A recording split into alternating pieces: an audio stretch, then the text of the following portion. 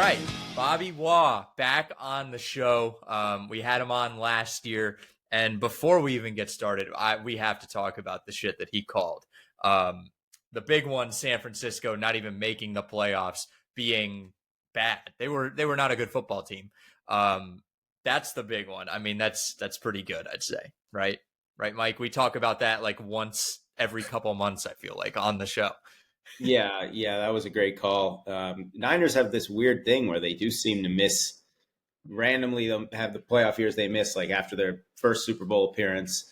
So good on you for seeing that one.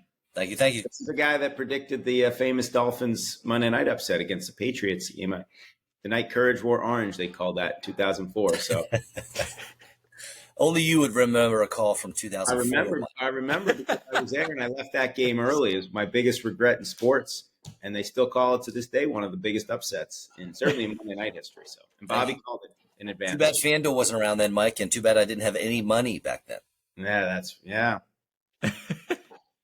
It doesn't matter if you have money or not. You should still be gambling. That's important. Right. Yes. You're only a winner if you keep betting. Whew, I don't know about that, buddy. Gamble responsibly, please. Gamble my responsibly. My family and my mortgage would disapprove of that. Yeah. And then you also called the Patriots upset over the Bengals last year in Week 1. That one you could just see right through the Bengals, right?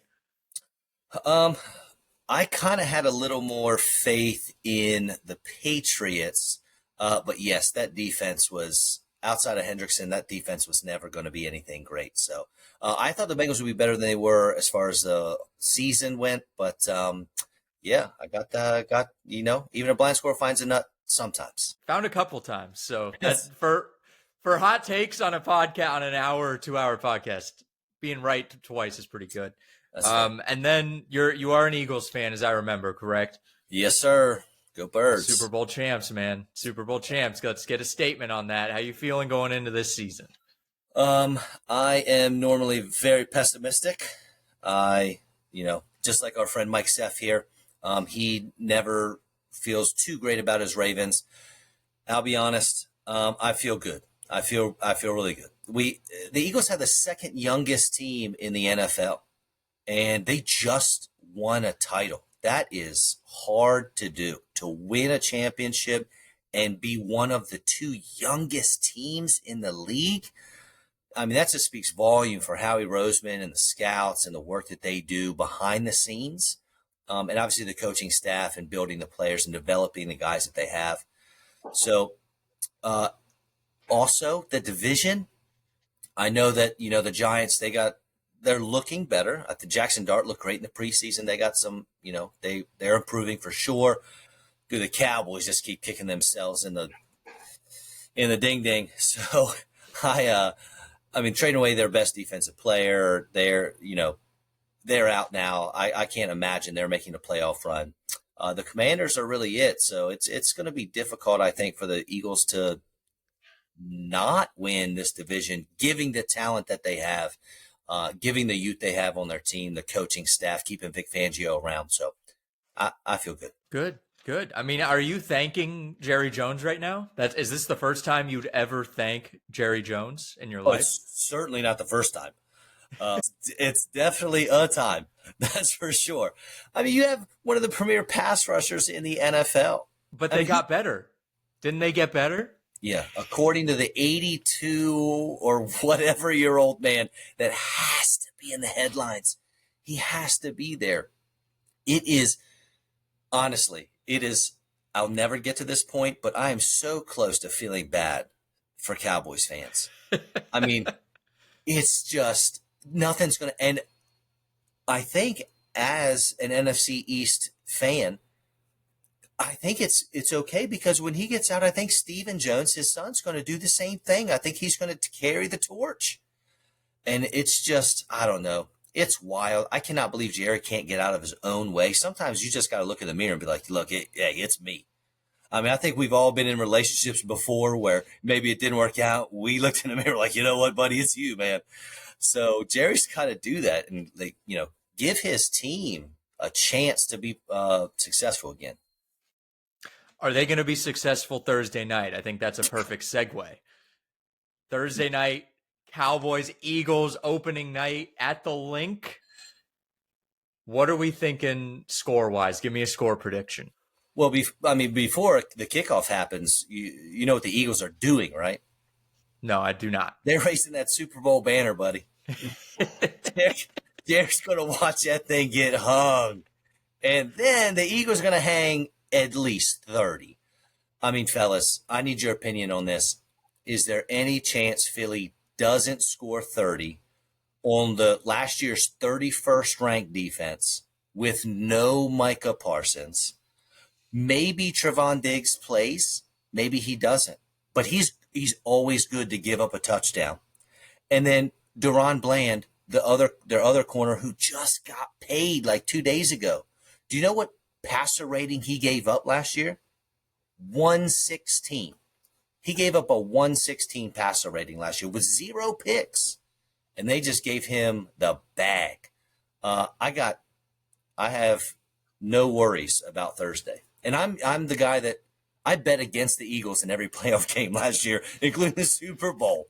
So, listen, I'm not the guy to get overexcited about my team, but I really struggle to see how Philly doesn't run away with this. Mike? I mean, 30 points, yeah. In today's NFL, that's like 20 years ago, right? So that's not asking a lot. I think the Cowboys are always like, no matter what, they're going to make for good fodder. So either going to be just talking about the demise right after one game, or they're going to give a shockingly competitive performance, and Stephen A. and all those people are going to talk about, well, maybe this Cowboys team is for real, right? And they're just, and the Eagles are going to kind of like, they're not really going to make this about the Eagles, but I mean, I guess I would say if it was any other team, the pressure would just be on the Eagles because they're, Super Bowl champ. But somehow Dallas will make it about the pressure being on them, and the Eagles will probably play some sort of underdog card, or we're disrespected in this game. I don't know. But yeah, I don't see Dallas putting up too much of it. So as a Red Sox fan, I've experienced a pretty big franchise-altering trade. Yes. Is this the Rafael Devers of the NFL? Is sending Micah away, getting that energy out of the building, maybe good for the locker room? Is that the coach saying we're not putting up with this bullshit anymore? No, I appreciate that. It's the Cowboys. They just suck. It's Eagles all day. I never want to see the Cowboys win another game, ever. And I'm not even an NFC East team fan. I just never want to see them win a game. I do appreciate Jerry's stance because, Micah was throwing a fit. So he's like, you know what? I'm going to do what I think is best for my team. We're going to get this, quote, cancer out of the locker room. Have you heard any of the Dallas players say they don't like Micah Parsons? Because I heard tons of folks say, we can't stand T.O., Terrell Owens. We can't stand this player, that player. I haven't heard any players say, maybe I missed it, I don't know. But I haven't heard anyone come out and say, we don't like Micah in the locker room. Jerry didn't like Micah because Micah wanted the money he was rightfully owed. So if I were to go to any GM in the NFL and I said, look, if you had 2 first-round picks, what would you give up for a player like Micah Parsons? Every single one of them would say 2 first-round picks because we already know that, historically speaking, your first-round pick maybe has a 50% chance of hitting, right? You got a 1 in 2 shot of your first-round pick paying off. Forget paying off like one of the best pass rushers in all of football. I mean, what a no-brainer deal for the Packers. They locked in one of the best defensive talents in the league, and they gave up 2 first-round picks. They could have missed on those 2 first-round picks anyway. You do you, Dallas. But they got better. So yeah, I just love that quote. Okay. Yeah. All right, let's go to Brazil. I just love going into these game picks. Sometimes we do them at the end. If anyone who's used to the show, I just love going into the game picks. I'm excited that football is on the screen. Go to Brazil, Chiefs, Chargers. This is just not football in Brazil. This is ridiculous. Yeah. Go ahead. Sorry, Mike. I think I don't think I'm alone here. I despise these international games. Friday's not the right day. 9 a.m.'s not the right time. Maybe I'm an old curmudgeon. I get stuck in my ways and my routines, but it really drives me nuts. And these international games, a lot of times they're underscoring. And so we have two great defenses. The Chargers had the number one scoring ranked defense in the league last year, which for me, I was kind of shocked when the year was over. I went and looked and thought, the Chargers? Really, man, I didn't see that. Kansas City, for years has had a great defense. Steve Spagnuolo does a great job with that defense. I'm taking the under on this one. I kind of think it's got a shot to be a snooze fest. What's the line? I think it's 3.5 for the Chiefs. I think that's right. 46.5 total. Oh, I would take the under on a crappy field, probably. And I don't know. I would take the Chargers just to cover the spread and lose. Because they did that. They did that last year against the Chiefs. I think they've lost almost every time they faced Mahomes. I think they beat him one time at Arrowhead in 21. But they're all like lower scoring, closer games, I feel like. So let's just and I also despise international games. I despise 17 games. I despise Thursday night everything that we had when we were in college, Bobby. I think the NFL had it perfectly right back then, about 20 years ago. And don't forget what that field did to Jordan Love last year. Last play of the game, second last play of the game. It messed up Jordan Love for what was it, like 4-6 weeks after that. And if I'm not mistaken, the players were locked in their hotel rooms, right? Safety reasons in where they were in Brazil. If I remember that story correctly, they were advised not to leave the hotel. That sounds like a real fun trip to Brazil. You're over there, like you see the players when they're in England, they're like, walking around Buckingham Palace and all that. They go to Brazil and they can't leave their hotel room. And for what? So they can play at a soccer stadium. Friday night is for like Hawaii. Like a Friday night Hawaii game. That is like the perfect Friday night. You're stealing from college football. I think it's just stealing. I think it's ridiculous. It's the NFL trying to take over every aspect of your life. Now they own 10% of ESPN now. So they're just going to own fucking media. It's ridiculous. They do it because they can. Yes. And we will watch. We will watch. They have us by the balls. They know they do too. It's annoying, but what can you do? Yeah. Well, I'm going Chiefs here. I didn't catch your pick, Mike. I was saying Chargers to cover, but I feel like the Chiefs will win by a point or something silly, and we'll be restarting the debate about phantom calls for Kansas City. And will Taylor Swift make the trip to Brazil? I don't know. I don't care. But I'm just asking. Honeymoon in Brazil? Yes, but they can't leave the hotel. Not a chance. And who are you going with, Bobby? Chiefs by a little. And definitely take the under. Under. Yes. It was 34-29 in the opening game last year. But by the way, in case you're wondering, of the recent Chiefs-Chargers games, the last 3 games, 36, 27, 25. Mahomes didn't play in one of those. But a lot of their games have 3 of the recent games have all gone. Here's a good question. Are we going to have to watch Patrick Mahomes again in the Super Bowl? It's been asked a million times. I don't think so. I'm going to say we'll watch him in the AFC Championship game for an 8th straight year, but not necessarily in the Super Bowl. I'll buy that. I like it. Will that AFC title game be at Arrowhead? That's the $1 million question, because he still hasn't lost a true playoff road game yet. But he's only played 2. So he would be due to lose one if he got back to one. But if it's at Arrowhead, I don't know. The Bengals beat him there and the Pats beat him. You know that Mahomes, what was it? Mahomes has never lost an AFC playoff game in regulation. He's never lost 2 Super Bowls, blowout fashion. He's also never lost. There's no quarterback that's undefeated against Mahomes. No active quarterback that's undefeated against Mahomes in the playoffs, because the 2 active quarterbacks to beat him, Hurts and Burrow, also lost. It's so incredible. He's got to start changing up some of these numbers. Let's go to Sunday's game. Cardinals Saints. Yuck. Gross. But that will transition into a good little debate. But I would love to hear your picks on Cardinals Saints. I feel bad for the Saints. I feel worse for the Saints fans. If you're into fantasy, I highly recommend James Conner. And if you want to throw Trey Benson, James Conner's backup in as your flex, this is a game to do it because I can't help but think Arizona's going to get up early and then they're just going to milk that clock. They're going to hand it to James Conner. They're going to hand it to Trey Benson. They might end up with 40 carries this game. So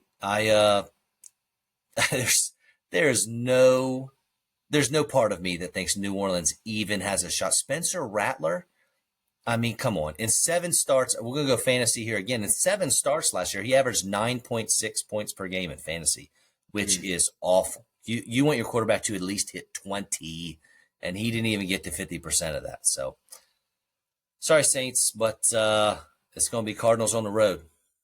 Yes, and fantasy-wise, I drafted because I'm streaming defenses this year. I drafted the Cardinals in the final round because I know I want that week 1 matchup. They did add as a little bit of a note and just to watch for the rest of the year, they added Josh Sweat, Dalvin Tomlinson, Calais Campbell, and they drafted Jordan Birch to that defense. So I think we are going to see a bit of a revamped or an improved Arizona Cardinal defense this year. Yeah. I don't know if we're going to see an improved offense, though. Marvin Harrison Jr., I actually think we will.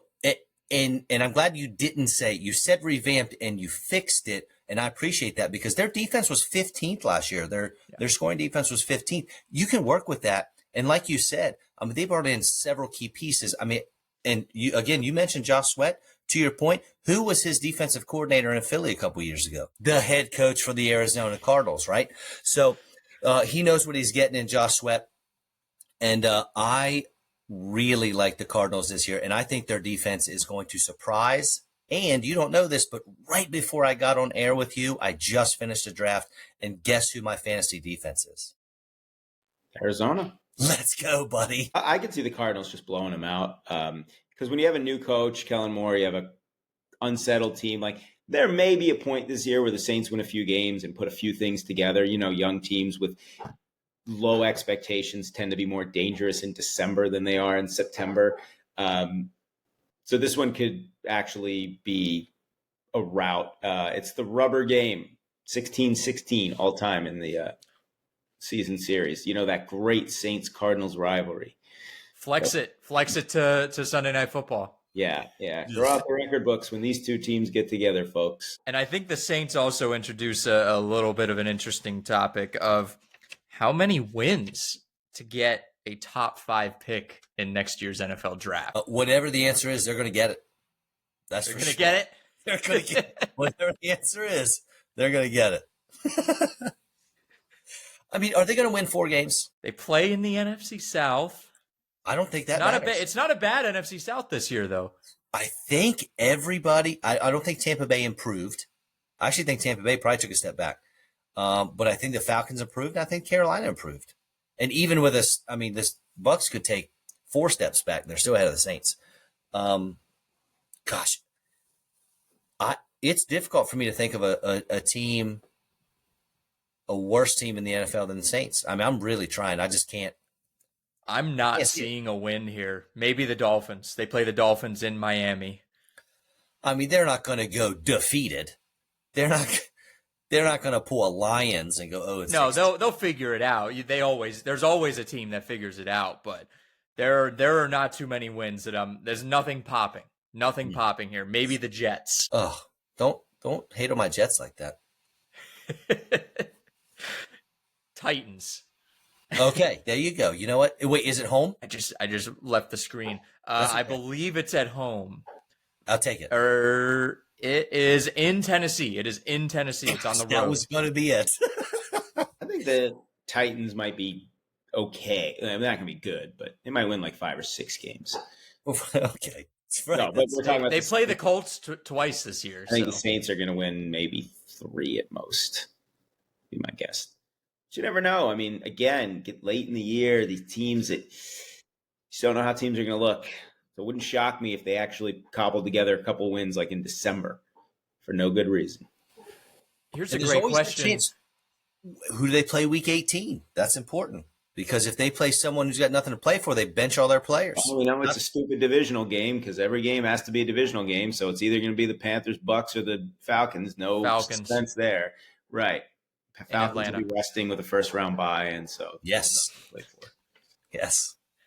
I like Who is the Saints head coach? Kellen Moore. I completely forgot who the Saints. I remember when he got hired, and I did not know that he got hired. You mean the Super Bowl winning offensive coordinator? You couldn't remember that? Come on, buddy. You mean the offensive Saints coordinator? are just so they are so disinteresting to me. I feel bad for Kellen Moore. It's not a knock on Kellen Moore. It's a knock on the organization. Super Bowl MVP? Come on. Kellen Moore did it, buddy. I feel so sorry for him. Raiders-Pats. Raiders-Pats, Tuck rule game. Throw out the record books for this one. This is, of all of the games, this might be the one I'm least excited for. There's really only one thing I'm looking for, and it's the exciting battle of the rookie running backs. I think that'll be something to check out. Travion Henderson for the Pats, Ashton Genty for the Raiders. I want to see what that looks like for each team.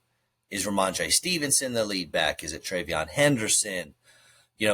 Vegas, good. They got Geno Smith, brand new quarterback. They got Pete Carroll, brand new coach. Neither defense was great last year, which is odd saying something like that about the Patriots. The Raiders have a long trip to make week one. All the way across the country. They're going to do it early, I'm sure, so that'll help. But there's not a lot really getting me riled up for this one. This will only be Pete Carroll's second ever game coached back in New England. He won there with the Seahawks on a Sunday night in 2016, which was a revenge game for the Seahawks after losing the Super Bowl 2 years before. I don't know. The Raiders have some offensive firepower, and the Pats are coming in with these expectations, but it might take a little bit of time for the Pats to sort of adapt to Mike Vrabel's style. It might take a few games to get and the Boston faithful get the Pats stink. They shouldn't have hired this guy. And so I'm going to take the Raiders. Why not? I'm going to put up some points. What if I told you the PFF has the Raiders as the worst secondary in football? I'd say Drake May's probably not the best candidate to pick them apart. Oh, how dare you? Drake May's a good player, buddy. He should go back to UNC. Bill Belichick could use him. That's for sure. Bill Belichick could use everyone right now. Yes. Yeah, Michael Jordan in the house last night. Didn't matter. If that doesn't help, what can? I think the Pats take it, Mike. I think your boy Drake May picks them apart a little bit. Well, if they're 32nd, couldn't I pick them apart? I don't know, but we'll see. But Brock Bowers is him and what's the running back's name? I forget. He's Ashton Genty. Yeah, he's done a commercial where he's in a bathtub, right? I don't know, but I'm glad you do. I feel like this Raiders team is banking on a lot of upside, on a lot of guys. There's no guarantee. You don't feel like there is a player out there, maybe besides Brock Bowers, who you're like, this guy is going to perform this year. Even Genty, he's a rookie. You never know. You know what you're going to get out of Ashton Genty, but you don't know what you're going to get out of a rookie. Yeah. And, Geno Smith, are we really going to sit here and say he's the quarterback to lead an NFL franchise? Do we really are we comfortable saying that? Amari Cooper couldn't produce for Josh Allen and the Bills. And so, if you can't produce for them, and the Raiders brought him in to be the wide receiver 2, I think. You know what I mean? And if you're bringing him in to be the wide receiver 2, that's not looking good. Now, Geno's okay. Geno completed 70% of his passes last year. So he's going to be able to get the ball into the playmaker's hands. Just, are your playmakers good enough, to get you some wins? Tom Brady is part owner of the Raiders, right? Coming to New England. I don't think that matters for he wants to be QB3. He wants to be QB3. He's ready for Kenny Pickett to inevitably go down after Geno gets hurt, and he's going to step in. No matter if Aiden O'Connell's ready to go, he's going to be like, no, sit down, AOC. It's my turn. But AOC. Hold on. I want to steer the ship for a second. How do you guys feel about, how the NHL, or I don't know if it's NHL, but they have that random goalie that sits in the stands and watches the game? Yeah, right. Right. E-Bug, yeah. Right. And I know, like, this discussion came up a little bit when the Eagles knocked out Brock Purdy and was it like Josh Johnson and the Niners? What if we just had like that random quarterback in the stands? I mean, just Ryan Fitzpatrick in like a big coat and he just hangs out. And it's like, oh, dude, we need you at halftime. Can you come in? I mean, I personally, I know it's fun and it sounds silly, but I love the idea because for one, it's hilarious, but two, you get a real quarterback and you're not stuck with Brock Purdy who has one arm handing the ball off every single play. What do you guys think? Well, I mean, how do you feel about having that emergency quarterback? I think that should be reserved for Jameis Winston because, he's always going to get something going, even if he doesn't get in the game. He's always going to be involved. That's a Jameis. That is only Jameis. I don't know any other quarterback who is more fitting than Jameis for that position. I don't know what the rule, they changed the rule on two quarterbacks dressing. It used to be you could have three, but if the second one played before the fourth quarter, then the third one was ineligible. There was some weird rule they used to have. You're talking to a guy who thinks that every baseball team should be mandated to have three catchers on the roster no matter what. So I think they just have to have a quarterback, like something. You're right. They have to have somebody. I mean, he doesn't have to sit in the stands. I think Brady used to sit in the stands, he said, his first year when he was fourth stringer, he would eat nachos. I mean, he was talking about that.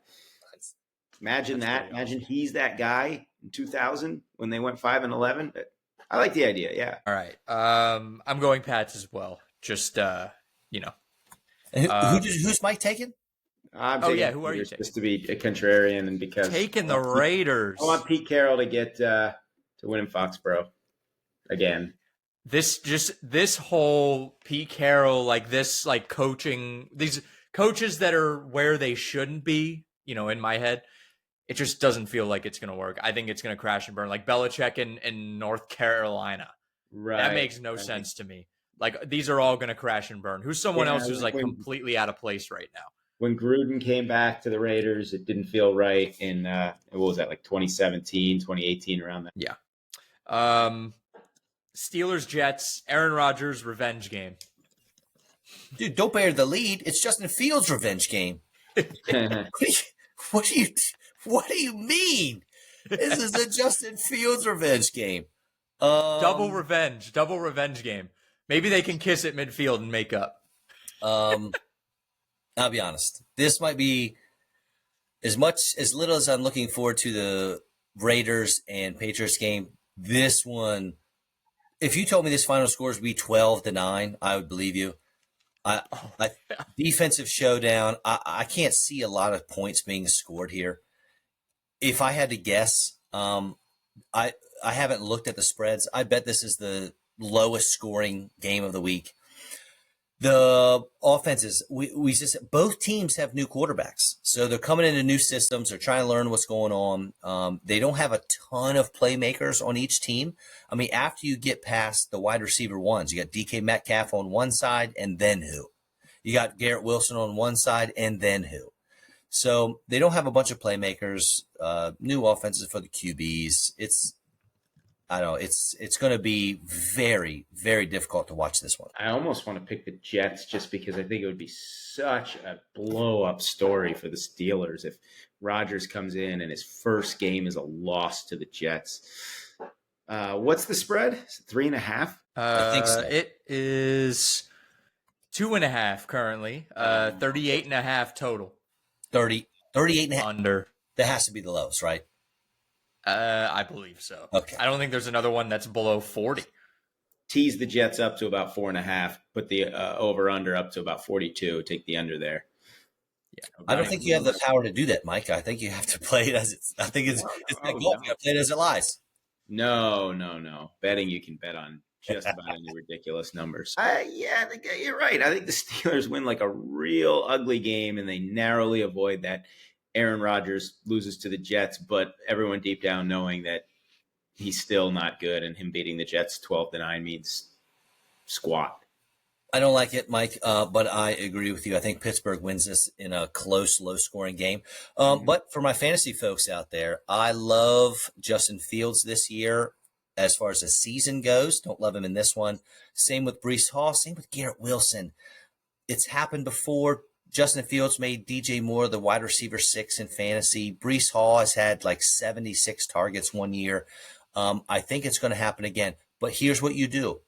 Whoever owns those players, they're going to be very upset after this Pittsburgh game. And in week 2, the Jets play Buffalo, another good defense. They're going to be upset, and they're going to be willing to trade them for nothing, for peanuts.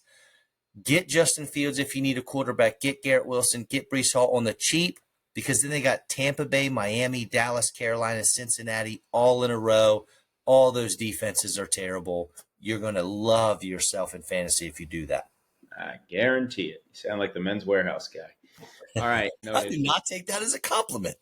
That guy's all right. I mean, I'm going to Steelers just because the Jets seem to never make their fans happy. So, and it's gonna be again. It's a weird score game. Like, give me like a safety that gets the Steelers to 10-3.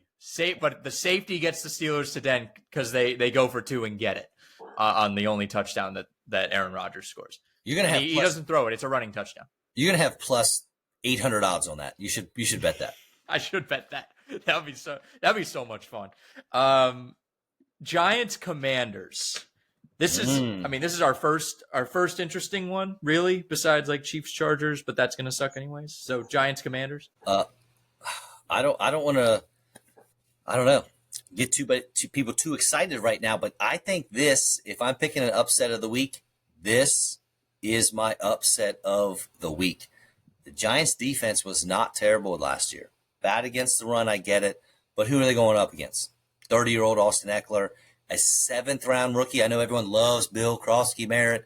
Oh, he jumped like 60 spots in fantasy drafts. It's insane. He was a 7th-round rookie. I went back to 2020, and I looked at every running back drafted on the 3rd day, rounds 4 through 7. 16% of them were relevant. That's it, 16%. So we think Bill Krosky-Merritt's going to be this wildly relevant, real-life NFL running back. I don't see it. PFF has the Giants' defensive front coming into the season as the 3rd best unit in the league. I think the Giants' defense is going to be something. I think they're going to be tough to handle for Washington. I think Jane Daniels had a 55% completion percentage against man coverage last year. He just didn't see a lot of it. I think, obviously, if I know it, I sure hope the Giants' defensive coordinator knows it. I think Giants come here and make some noise, and if I pick an upset, it's this one. I think it'll be a closer game. I mean, I'm surprised the spread, given the records last year, the spread being only, I think it was 6.5 or 7, is kind of telling.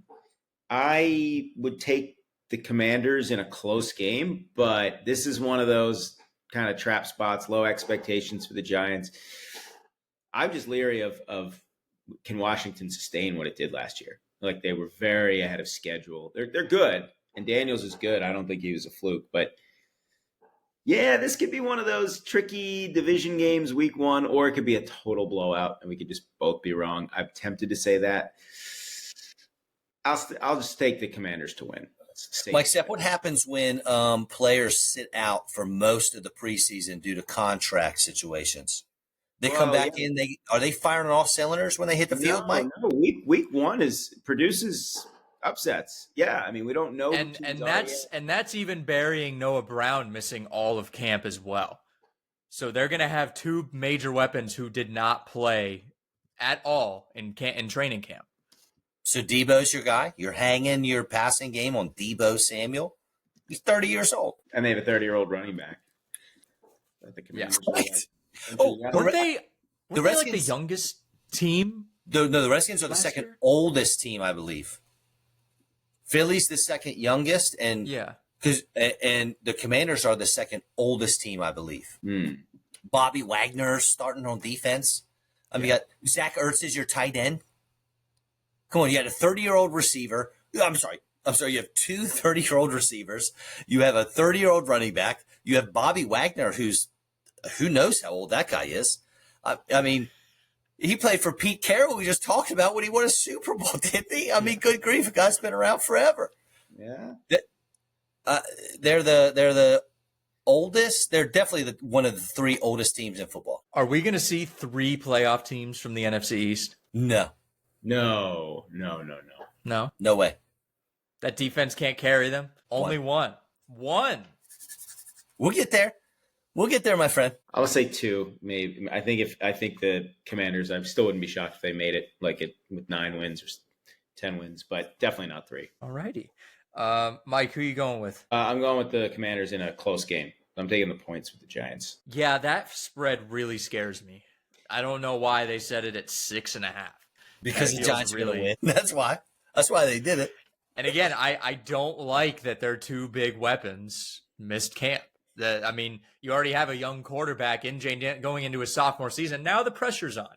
Now he's actually got to go out there and perform. And especially they're going against a Giants team, or maybe they're expecting them to win. Maybe you look past them a little bit. What's their week 2 matchup? And they traded away their RB1.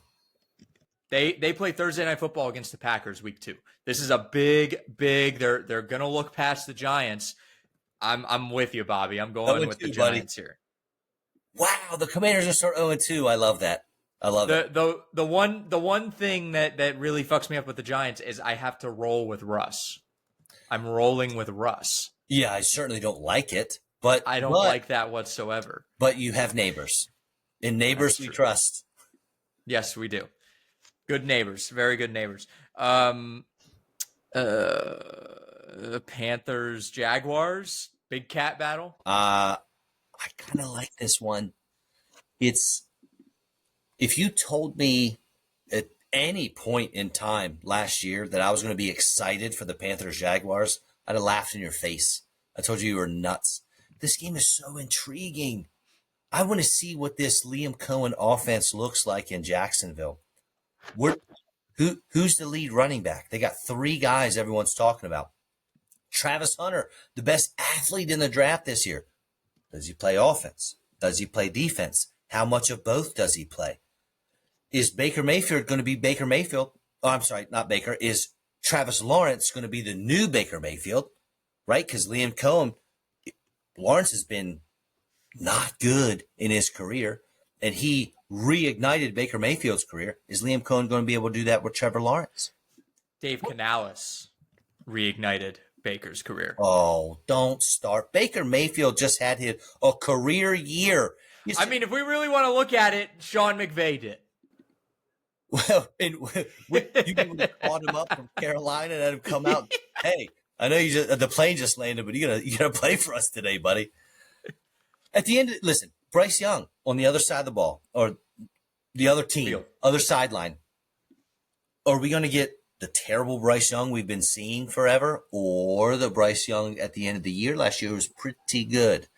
There are so many storylines in this game I'm excited to see. I think, this one's one of the harder ones for me. I want to hear what you guys have to say before I make my choice. I know what I think I'm going to choose, but I want to hear what you guys have to say. I'm tempted to take the Panthers because I think Bryce Young, this is year 3 now? He had one of his worst games in Jacksonville at the end of I guess it would have been the 23 season. That probably sticks with them. Jacksonville, I mean, I don't know. I can never trust the Jaguars. I know the Panthers have been pretty bad in recent years. I don't know. I kind of want to take the Panthers just because. Alex? I never, ever, ever, ever, ever will believe in the Jacksonville Jaguars. I'm sorry. They are just the definition. And I think, Mike, we have like 3 or 4 teams that define this. They're chicken shit. It's all chicken shit. Trevor Lawrence he was supposed to be Andrew Luck. Where is it? Maybe they're retiring early. Maybe being forced into retirement. That is how he's going to be Andrew Luck. I just haven't. There's nothing to be excited about. They get Travis Hunter. I mean, I'm not going to deny Travis Hunter is a great football player. But it feels like they're building this new stadium, so they're like, we're just gonna get exciting names. We're gonna get the guy that's on fucking Twitch to, he's streaming all the time. Give me the Panthers. I love this Panthers team right now. I think they're gonna ride the wave. They're gonna ride it into this season. Lawrence put a bonus in crypto. Oh, that is so ridiculous. That is so ridiculous. They're gonna lose. Oh, they're gonna lose so bad. They're gonna lose so bad. I don't. The crypto thing makes no sense to me. I don't get fake money, digital money, whatever. It's not real. But it's worked out for the players that have done it for the contracts. Like, it's, if they sell it away or whatever you gotta do. I'm not smart enough to know how that works. But I was leaning one way, and you guys have confirmed it. I will be taking the Jacksonville Jaguars. Right. You know what? Listen, the Panthers defense was so horrendous last year. And if I'm going to take a tiebreaker here, the offenses I feel like are similar. The tiebreaker I'm going to give to the Jacksonville Jaguars if the spread in this is more than 2.5, I'd be surprised. But I'll take, give me Jacksonville. 3.5 Jacksonville favored. Oh gosh, that's home field, buddy. That's what you get. They give you a field goal for home field, so it's a half-point spread. Do they have an advantage playing there? I mean, it's warm, but it's not like, oh yeah, the 12th man in Everbank Stadium or whatever that place is. Western Carolina is a little different. It is one of the worst stadiums I've ever been to. Really? I think it's almost, it is so bad. It is so boring. There is nothing interesting. There is nothing that makes you excited to be a Jaguars fan. And I've heard that from Jaguar fans. That makes me sad. We just come here and it is the most bland, did you ever play Madden Ultimate Team or something? It was more of a recent thing. They give you a generic NFL stadium where it's just that's your starter stadium. That's what it was. It is they were just here's a random concrete building with a field. And that's it. There's nothing interesting. Sounds like Commander Stadium. I guess I've never been there. I've heard it's pretty bad though. I mean, the literal shit that is dumping on fans. Yeah, sound system is terrible. My God, you'd think they'd invest in a good sound system. They don't. Well, new owners invest in things, but the old owner, why would he ever invest in anything there? All right, Bengals, Browns. What is going on in Cleveland? Everything's going on in Cleveland, my friend. At least we're down to 3 quarterbacks. Appreciate that. We shipped Kenny Pickett out of town. I think it's a great day to be a Browns offensive player. I think there's going to be a lot of points scored because we all saw Cincinnati's defense last year. They were bottom 8 in yards and points given up. Their defense was. And obviously, even if the Browns have a talented defense, you got Joe Burrow, you got Jamar Chase, you got T. Higgins, you got Chase Brown. This could be the highest scoring game of the week. I don't know that I'd put money on that one, but it's going to be one of the top 3 high scoring games. If you got fantasy guys on either team, throw them out there. You got Jerry Jeudy on your bench. You want to put him in a big tournament, get him out there because we got Joe Flacco chucking the rock. You want Jameis Winston to be that emergency quarterback. I could argue Joe Flacco. Joe Flacco's basically an older, less tan Jameis Winston. I mean, he's willing to just air it out. So I think this game's going to be pretty exciting. The teams, Bengals are exciting a little bit, Browns not so much. But I think this game will be fun to watch. I don't know if it'll be fun to watch so much as it will be a test for Joe Burrow because he always has trouble with the Browns, doesn't he? If I'm not mistaken. I think it is in Cleveland, and he's had trouble with them in Cleveland. He had trouble with them, for a while. I remember Halloween night, Monday Night Football, a couple years ago. Yeah, so the Browns, the Bengals won the last 4 of the last 5. Prior to that, the Browns had won 5 straight and 8 of 9. I don't know if that means anything for Sunday. The Bengals, their defense was terrible last year. I mean, it wasn't like Burrow had an average year, and that's why the team was 9 and 8 or whatever they were. The Browns are such a mess in general, and so I have a hard time seeing them keep up. I would still take the Bengals. I think I think I got to go with Cincinnati. I think Burrow, like, he knows, I mean, every year, but this year especially, he knows he's got to come out, sling it, and the Bengals are going to have to score a lot of points every week. How much money has the Cincinnati Bengals spent on their top 2 wide receivers? More than they've spent in the entire franchise's history on other players. Give me a guesstimate. Somewhere Total? in the ballpark. Total between the 2, just the 2. I mean, I'm shooting from the hip here. It's got to be total contracts, 200. It's got to be close to 200 million. Mike, I would say 160. if my sources are correct, $267 million. Wow. Between the 2. I win Price is Right Showcase, Mike. Yeah. I get the treadmill. By default. We got it.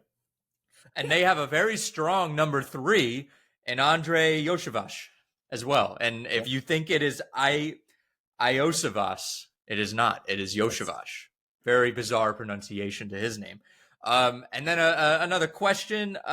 Who's starting at right guard? Because the Bengals don't know either. I'm not sure it's going to matter in this one. They don't know. I think that's more of a problem if you look at the entire season. And this one, I agree with you. It's probably not going to matter. I think Cincy has to start hot. They have to start fast at some point. And I've said it every year that this is the year, but this has to be the year. There has been so much turmoil in Cleveland. Like, you have to take advantage of it at this point. I'm going Cincy as well. They played in the preseason, fellas. That's got to mean something. Battle of Ohio, throw out the record books. I mean, the Bengals normally bench all of their starters. They played them this year because they always start slow. So go Cincy. Are you, Bobby, who are you picking in this one? Cincy. Cincy. Yep. Yes, right. they have to remember what happened to them on opening day last year, and it's got to be a driving force for them not to let that happen again. Well, they knew I said it. They knew I called them out. Yeah. Oh yeah. To Indianapolis, this is just a good old AFC South or AFC East battle. Dolphins Colts. Daniel Jones getting the start. Anthony Richardson. Again, Bobby, I don't know if you remember, I am a Colts fan. We have heavily invested in the defense and specifically the secondary. We won 8 games last year with the 29th ranked secondary in the NFL. They've heavily invested in it. I think Shane Steichen, this is the year. He has to get it done. He has to show improvement. I'm not saying a Super Bowl. I'm not saying a playoff win, but be there down the stretch. Be in a bare knuckle battle down the stretch for a playoff spot. And I think he went with Daniel Jones because he thinks that's just the better option. I don't think he's thinking in development anymore. And Anthony Richardson, you don't go to Daniel Jones if you are planning on going to Anthony Richardson later. It is incredibly difficult to go to Anthony Richardson after starting with Daniel Jones. If you want to do the developmental thing, you go with Richardson. And then if he starts to struggle, you go with Daniel Jones, you pull him. Thoughts, Bobby? I agree. Before we get to the Daniel Jones deal, do you know what PFF, you mentioned your secondary. Do you know what PFF has your secondary ranked as? Currently? Yes. I do not know. They have you as a top 10 unit. Look at you, buddy. Yes, you have definitely made improvements on your defense. And Daniel Jones is your guy. The only way I think Daniel Jones gets benched is if one of 2 ways. He gets hurt or he has a catastrophic failure. You cannot. Matt Ryan, Colts level, I think. It's got to be maybe even worse than that. Yes, it may have to be worse because you cannot put a quarterback on the field. I don't care how athletic you are, how big you are. You cannot put a quarterback on the field that cannot complete 50% of his passes. You can't do that to your team. You can't do that to your fan base. You just can't do it. So Daniel Jones is a guy, he's probably not the worst starter in the league. There might be we don't know what J.J. McCarthy looks like. I don't know. You're not making the playoffs, buddy. I don't know if I'm the one to break the news to you there. But Shucks. I know. You're going to win some games. You're going to be okay. But you're definitely better off with Daniel Jones and Anthony Richardson. I mean, I look at this, at least the offensive side of the football. I mean, you have Jonathan Taylor as your lead back. He's going to be your main weapon. Michael Pittman Jr., Josh Downs, Alec Pierce, who's your deep threat, Tyler Warren at tight end. I think that is the big improvement at that position. The Colts have struggled at tight end. Mo Alley Cox, who was the fucking guy, I think, from West Virginia. He played basketball over there. I don't know why I can't remember his name. I'm blanking on him. I think Tyler Warren is that reliability factor that you were looking for from a tight end. You need someone that Daniel Jones can turn to when everything else breaks down and say, here you go. There you go. Do what you can with the football and just please hold on to it. That's what you want. And Tyler Warren, I mean, we saw him. Was he the best player coming out of Penn State? Because there were a lot of really good players, and I don't think he was, but he was very, very good last year. I don't think it was close, buddy. I watch film on these guys that come out. I break down, I do draft analysis, all that stuff. I watch game films on individual players. I think Tyler Warren was the best all-around football player to come out of Penn State last year. He ran the ball. He played wildcat quarterback. He threw the ball. Everything that they needed on offense, he was able to do. Unbelievable athlete. And, my gosh, I cannot believe Colston Loveland went ahead of him in the draft. This dude, I bet Shane Steichen and the Colts were doing cartwheels. I don't know if there's a video from the draft room, like when the Lions took Jahmyr Gibbs and they're just losing their minds. It had to be like that in the Colts draft room, because what a perfect fit for that team and that coaching staff. Yeah. I also don't like Shane Steichen, by the way. I know That's you're okay. Probably very big on him. Yeah. I do not like him. I think his play calling with Anthony Richardson has just been horrible.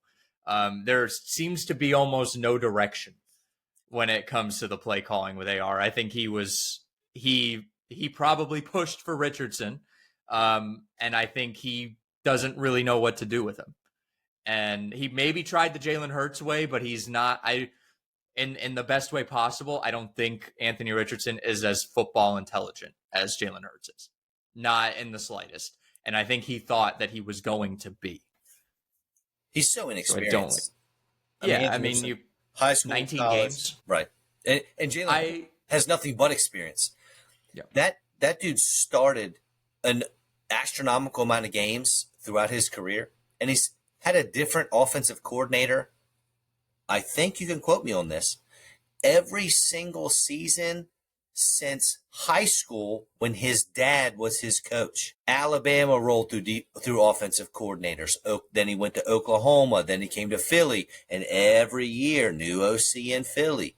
I think his dad was the last time he had an offensive the same OC 2 years in a row. Well, you see why you guys won the Super Bowl.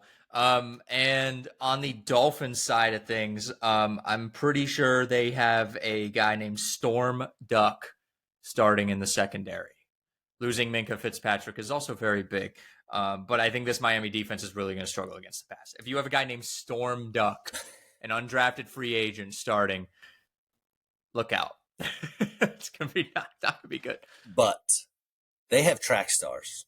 They have Tyreek Hill. They have Jalen Waddle. And they're playing on turf, buddy. I know it's an away game, but track stars run on turf. Devon Achan's looking like he's going to play. We got – How long are we going to do this with the fast Mike McDaniels or whatever? There's so many Mike Mix whatever going on out there with head coaches. Well, how long are we going to do this with the Dolphins? They're fast. Cool. Tua can't stay up. And I mean, Tyreek Hill's a moron. He's an idiot off the field. Yeah. How long are we going to do this with the Dolphins? At least till week 2, because the Dolphins are going to beat the Colts in week 1. So there you go. As tradition, I pick against the Colts, so I'm picking against them as well. I'm going Dolphins. You guys you're just not going to be able to score enough points. Not that the Dolphins are going to blow the doors off, but you're just. I don't think the Dolphins can score points as fast as they are. They just don't excite me enough. They don't get me. I don't get it with the Dolphins. We've done this. I've believed in them for, when did they get Tyreek? 2 years ago? Mike Is it Steph, you know this answer. Yeah, you yeah, know. because that was the year that the Chiefs started their back-to-back without him. So Was it 22? yeah, after the 21 season. We've done it for this long. I'm done doing it. I'm done. I just don't believe in this Miami Dolphins team to. But you did pick the Dolphins to win. Yes, because No. I am superstitious. Right, and I know they're going to lose. The Colts will lose. They will find. It's not because of the Dolphins being good whatsoever. My tradition is picking against you guys, so I'm going to take the Colts. And I also believe that the Dolphins are they're just football's Minnesota Twins. It's like crap or get off the pot. They have just never broken out of that 7 to 9 win bubble. It's like, you're right. How many years are they going to do this? And I don't know. I think they should just tank, no pun intended. They should tank and try to rebuild, but they've never done that. They've always stayed in this rut of mediocrity. Of course, the Colts probably aren't too far off. Anthony Richardson's like that pitcher in baseball who's got that electric 103 mile an hour fastball and just cannot throw strikes. And at some point as a fielder, you're just telling the coach, manager, get him out of the game, put in the guy lobbing balls over and let the hitters get themselves out. And maybe that's Daniel Jones. It's Rick Vaughn before he figured out. So we were talking about Major League before the show. Rick Vaughn before he figured it out. Yeah, that's just Anthony Richardson's career. Right. But you don't have to take Anthony Richardson out. He'll take himself out. I'm glad you did that because I was going to do it. Tommy John surgery coming soon. What a guy. What a guy. Definitely. One of the more interesting times in the NFL, I'll say that. Bucks Falcons in Atlanta at Mercedes-Benz. This is one of my most exciting games. I cannot wait to see this one. I think Tampa Bay takes a step back. I think Atlanta takes a step forward. Both of these defenses, not great. PFF has Tampa Bay as the 27th worst defensive front. Atlanta as the 30th worst defensive front. So Atlanta pumped a lot of resources into their pass rush. But what they didn't do is build up those big boys in the middle. I think the running game for both teams is going to be on fire. I think Bijan Robinson, I think Buggy Irvin are going to have some big-time days. Tampa Bay was also 29th last year in pass yards given up. We got Michael Penix coming in. That guy Michael Penis. No, don't do that to that poor fella. He is not afraid. We got it. He's not afraid to air it out. He's got Drake London there. He's got Kyle Pitts, if theoretically he loves Kyle Pitts. I think this is going to be a high-scoring game. And I'm really excited to see this new Atlanta Falcons team. And I got the Falcons winning this one, buddy. I'm really on the fence about that. These teams have played some great games. 32-31 all-time. Falcons lead the series. They had that incredible shootout on, I think it was Thursday night last year. The Falcons won in overtime, 36-30. I think we're going to see a high-scoring game. Flip a coin. Sentimentally, I want to take the Falcons. So I'm going to. Yeah, I'm going to go with the Falcons. I think this is really just like there are going to be a lot of points scored. This will probably be the antithesis of the Steelers-Jets game. And, but for no reason, we may also see some offensive mistakes. Like the more you air it out, the more you might turn it over for a defensive touchdown too. I hope this game is in the 30s on both sides. This will be top three. Yeah. Top three high-scoring teams. So I'll go Atlanta. Will Chris Godwin ever play a season without missing an extended period of time? And then we have to hear about how good the Bucs are going to be when they get Chris Godwin back from injury. Will that ever not happen as long as he is playing in the NFL? It's certainly not going to happen this year because he's not playing till October. Dude, some players, man, you never want to predict. You feel for the guy. I feel for the guy. I mean, it sucks. It's not fun being hurt. I am going to go ahead and take credit for his injury and actually Mike Evans' injury. Last year, I was in a one-and-done fantasy league where you're allowed to pick any player you want any week of the year, but after you play them, you cannot play them at all for the rest of the season. I played Godwin the week he got hurt. I played Mike Evans the week that he got hurt on his should have been touchdown catch. Both of those injuries are my That's brave fault. of you to take credit for I that. apologize. Listen, it was, I think last year's 9 straight weeks where one of the players I started in the once and done, they got injured and were out for a week or numerous weeks. So they just happened to be 2 that fell into that. So that's on me. I apologize. There's still integrity in media. Very brave. That's a brave thing to say, to Thanks. admit. And Jalen McMillan also will not be playing until November. Just as a little preview for the Bucks, you mentioned the front 7. Their edge pressure is going to be iffy, to say the least. Yeah, Atlanta should be good though. I mean, Vic Beasley led the league in sacks in 2017. Atlanta hasn't had anyone do any. I mean, they've had one of the worst pass rushing units probably since then. I mean, not probably, definitely since then. But they invested 2 first-round picks in pass rushers. So I got high hopes for this defense. All righty. Let's go to the 4:00 games. I hope I'm not missing one. Titans Broncos. It's a weird matchup. Weird teams facing off, right? Poor Cam Ward. I know as a rookie, I certainly would not want to go up against that Broncos defense my first game. I think one of the best defenses in football. I mean, they have a solid offense. Calvin Ridley, I would imagine Patrick Surtain's going to follow Calvin Ridley around, who's really the only big receiving threat that Tennessee has. I don't think anyone's too worried about Tony Pollard. I mean, even his backup, Tajay Spears, isn't going to play. So it's really hard for me to think, and if you guys could check the spread, that would be awesome. It's really hard for me to think that 8.5 on ESPN. Oh, dude, Denver. I cannot imagine the Titans are within double digits of the Broncos in this one. Are the Broncos home as well?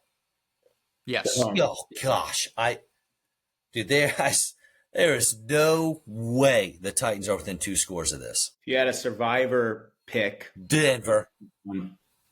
Okay. That's what I'm thinking. Yeah. I like Denver. I think if there's maybe one, everyone's asking, like, if the big 3 in the AFC is Kansas City, Buffalo, Baltimore, is there another team? I know the Bengals have been there, but because they have Burrow, obviously. But if there's another team in there, I don't trust the Chargers. I think maybe it could be Denver. I really love Denver this year. I really like this team. I even took Bo Nix as my quarterback in one of my leagues.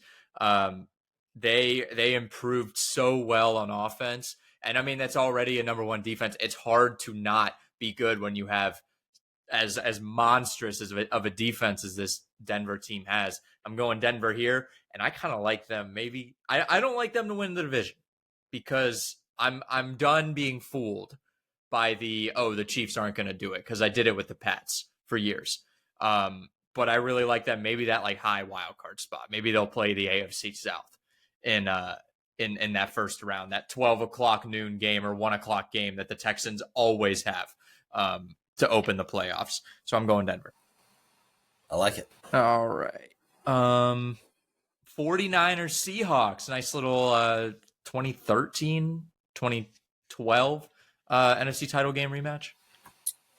You know what's weird about the Niners defense last year? They had the 5th best pass defense, 18th best run defense, middle of the road, 29th best scoring defense.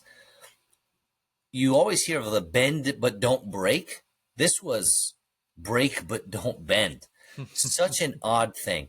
And they have an enormous amount of turnover on the defense. But I think the most important thing, and not something I've heard a lot of people say, they brought Robert Saleh back as our defensive coordinator. And this defense was nasty under him. So I think that's big for them. Christian McCaffrey is healthy. Seattle, new offensive coordinator. They seem to be committed to the run. They got 2 really good running backs. This, to me, has the makings of one of the best games of the week. I'm going really back and forth on this one.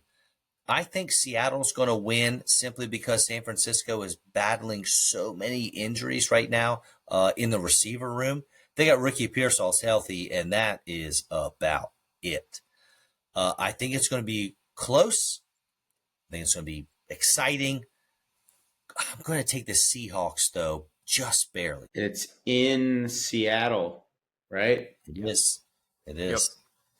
Yeah, I think the Niners are definitely going to bounce back this year, but Seattle at home, yeah, give me Seattle, like a coin flip game too. I have to watch and believe Sam Darnold is going to win this game. I guess I do, because I just do not believe in San Fran right now. I guess I have to say that Sam Darnold is going to win this game. That's just put money on San Francisco. Then we all pick Seahawks. Yeah, that's true. Seattle. Yeah, there's just I don't know why that game I usually get really excited for 49ers Seahawks, but maybe it's just, I mean, this feels like if you simmed Madden 10 years ahead and then you looked at this matchup and you're like, who are all these people? I don't know why, but I just feel like it's just that futuristic matchup. Like, why is Sam Darnold the quarterback for the Seattle Seahawks? And why is he throwing passes to Cooper Kupp? Yeah. What the fuck's going on here? It doesn't make any sense. Yeah, Bobby Wagner is in Washington. Right. It all just doesn't make sense. I don't like growing up. Bobby Wagner's still playing? Yeah, that's true in 2025. Lions Packers. Good NFC North matchup here. I have a feeling this is going to be the first L for Detroit. I'm going to take Green Bay here. Detroit has a lot going against them. They lost 7 coaches, if my math serves me right. They have a new offensive coordinator. They're on the road. The game is outdoors. I think they only played 2 outdoor games all last year. They have 7 games outdoors this year. Green Bay's defense was top 13 or so in most of the important categories. They just got Micah Parsons. I know he doesn't know the defense inside and out, but they're going to put him on the field and they're going to say, go tackle the quarterback, and that's something he can do. Lions lost Frank Ragnow. This is tough. I don't think the Lions are going to falter too much, but I do think that the Packers win this game. Jared Goff, second in the NFL in a clean pocket in QBR. And he lost 23rd under pressure. And he lost probably the league's best center. Yeah, he lost Ragnow and Kevin Zeitler. That's tough. The one thing that's going to make it a little tough on Green Bay, though, they have Nate Hobbs and Keyshawn Nixon at cornerback. Neither of them have ever been a cornerback 1 in the NFL. So a lot of inexperience in that pass protection. And that's important. That's meaningful. However, pass defense starts on the inside. It starts with the pass rush. If you have Reggie White on one side and Lawrence Taylor on the other, me and you, buddy, could play corner, and it wouldn't matter. You know what I mean? And that's why I let off with the QBR. Right. So if they can get to the quarterback and Micah Parsons can be that absolute dominator in the pass rush game, it might not matter too much who your corners are. Are we gonna see? Is he gonna come out in form, or is he gonna come out slow? Do we think he's gonna come out? I mean, how are they gonna play him? He hasn't been there, you know. I mean, he is Micah Parsons. You do just let him do Micah Parsons things, but what is that gonna look like? I got 3 plays in a row left in me. You let me rest a quarter. I got 3. I got 12 plays a game. Okay, Micah Parsons is gonna come in situationally. He's not going to play as much as he will on a normal week. And they're going to get him, 35% of the snaps. Enough to make an impact, I think. Pass situations, you 3rd and 8 and longer. They're going to get him out on the field. They're going to get him loose, get him some reps. And he's so talented. He's going to take advantage of the reps he gets. You're muted, buddy. Oh, sorry. I was going to say, I like the Packers in this one. They've lost 6 or 7 to the Lions. I don't know. When you win 15 games, you lose all those coordinators, coaches, and now they had a lot of injuries last year, but I don't know. I'm not saying Parsons is just going to take over this game. I just think Green Bay's a steady team, you know. I don't have a ton. I mean, like Detroit offensively, are they going to just keep scoring points the way they have been? Because that was the way they won a lot of those games last year. It wasn't like they were winning games, 16-13. And they're generally they beat the Lions, they beat the Packers 34-31 last year on Thursday night. Like, felt like that's the way they had to win games. I think they get humbled. I'm not saying a blowout, but I think the Packers take it. I'm going Packers too. They are 2.5-point favorites right now. I think it's going to be very close. I think that you're going to I would take Green Bay -2.5, but you're going to get real nervous real quick. Texans, Rams. I'm not excited about this one. Do we get rookie CJ Stroud back? I hope so. He's got some different weapons, that's for sure. Is Stafford healthy enough? He says he's ready to roll. What's his back looking like? He hasn't practiced hardly at all during the entire offseason. A lot of questions. Now, so we had a previous game, the Panthers-Jaguars. Those questions were exciting. I feel like I was excited to find out what's this going to look like? What's that going to look like? I feel like the ceiling's a lot lower for this game. The one thing I'll say is that I am excited to see the Rams defense. You got the reigning defensive rookie of the year, Jared Verse, and Braden Fisk is a rookie defensive tackle. I mean, they were dominating last year.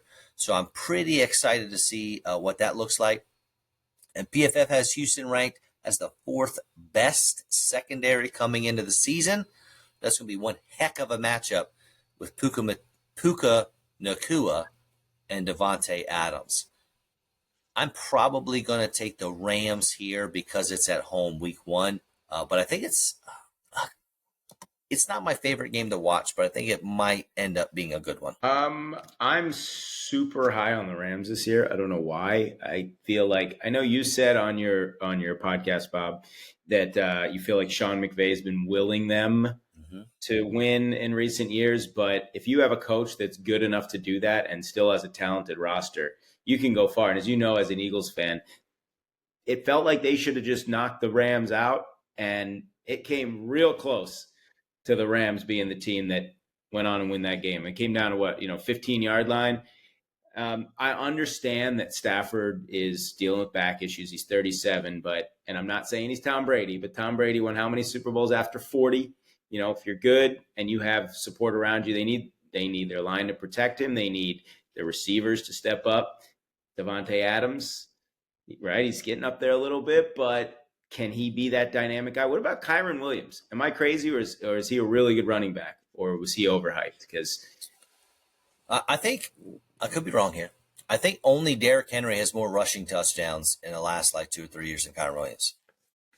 I would be very cautious on Kyron, though. His yards after contact are not very good. So I would just be very cautious, especially fantasy-wise. You could see a dip in production maybe around the mid-year. I also think he's really up there and carries inside the 5.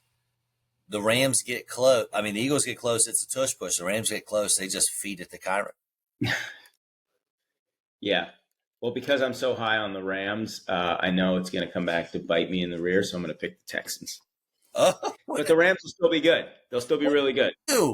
You just fed me Rams and took the Texans? What? Well, when the Rams won the Super Bowl, they lost 5 games. They got to lose a couple. I just know I've cursed them by picking them to possibly go to the Super Bowl. I love the Rams. Go Texans. That is classic Michael Seth. I'm hedging my bets right there. That's what I do.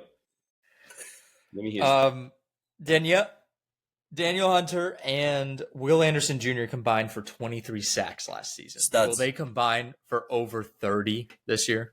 No. Take that down in my notes for later. Sorry to disappoint. Not elaborate. I don't think it's going to be close. Daniel Hunter's, almost as old as I am. He's 34? I mean, that guy, come on. No, he's going to be productive, and Will Anderson's a stud. But no, they're not going to come anywhere close to 30 together. I'm gonna take. I'm gonna take the Rams. C.J. Stroud has been running for his life since he got to the league, and it clearly has not gotten much better. And I don't think it's going to be any better this Sunday. So, going Rams. The big one here. Ravens Bills. I don't think this is an AFC title game preview. I think a lot of people think this is like the Super Bowl. Essentially, we're playing the Super Bowl in Week 1. This is literally the Week 1 Super Bowl for some people. Buffalo is a 1.5 point home favorite. Love the rematch of the playoffs. If I had to bet, I'd probably say this one's a barn burner, but Baltimore is such a great defense. Buffalo's defense isn't one to scoff at. I'm going to take the Ravens. I don't want to, spoiler alert, but the Ravens are going to be my 1 seed in the playoffs this year. And I think they get off on the right foot. I don't want Mike to feel too good about himself by me saying that, given that he's a big Ravens fan. But I do think, and this is on the road for Baltimore, right, Mike? So yes. This would be such a big statement for the Ravens, and I think they're going to get it done. Well, I have a tradition of picking against my own team too, and I think the Ravens are going to be really good this year, but they also have to lose some games along the way. It's probably one. We got to build up the storylines for these teams that are going to be good. We got to have some adversity early. I want to see the Jair Alexander. I'm really most intrigued about that pickup. I'm not that intrigued about DeAndre Hopkins. I generally trust the Ravens draft process, and I think Starks. I'm curious if you think he's going to be, you add him with now the highest paid safety, Kyle Hamilton. Yeah, it's interesting. It's for the Ravens. What didn't Bill Belichick say last year? He said the team that is best equipped to beat the Ravens is the Ravens. And that's kind of how it played out in that playoff game. And everybody's blaming Mark Andrews. I blame Jackson and I blame Harbaugh. We're going for two too early in that game. I mean, I don't know. Your buddy Kevin, he used to say fire Harbaugh. I'm thinking if the Ravens, and I've said it too, I think if the Ravens don't, God, man, I don't want to say have to get to the Super Bowl, but they have to probably. I think that's fair to say. I do. It's getting time. It's getting old. It's getting very old. And remember, and I mean, football's not it. Like baseball, we could talk about the randomness of the playoffs, right? Like not winning a World Series, that doesn't carry as much weight. But in football, having the talented roster that the Ravens do, you need to win what? At most 3 games to get to a Super Bowl. Sometimes 2. They were in that position 2 years ago, and they just didn't do that. And it just the thing is with the Ravens, this has always bothered me, is that they have never been built this way to play from behind. When they get behind, it's like they get hit in the mouth and they don't get right back up the way that they need to. They haven't had that signature, like we're down 14 points in the fourth quarter and we're going to mount a big comeback. They haven't, like the Tennessee playoff game back in 19, that was Lamar's second, and they were 14-2 that year. They gave up an early touchdown and the spirit of the team was shattered. They just never got into their game plan, running the ball, of dominating. And I want to see them be able to change that. I mean, I hope they have some wins this year where they get behind and they come back and have a rousing comeback and prove that they can win in different ways. I think the Ravens will be good this year. I'm not doubting that, but I'm pessimistically, as I always do, I'm picking the Bills. Mike, your Ravens were a top 10 scoring defense last year, and they did it by having one of the worst passing defenses in the first half of the year. You're excited about bringing in Jair Alexander. I'm excited about a guy you mentioned, Malachi Starks. I think that secondary is going to be unbelievable. I think PFF has them as the number 1 ranked secondary in football. I think that is going to be what sets them apart.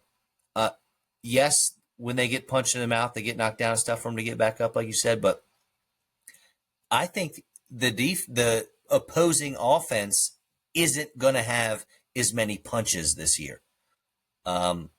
I love what they did on the defensive side of the ball. Yeah, I do too. And they were a great defense in the second half last year. But then coming postseason, it didn't quite play out that way. Again, part of that was turnovers. But they just have to find a way to play smarter football, right? Again, the talent, defense is really good. They've got the bruising running back to go with Lamar Jackson.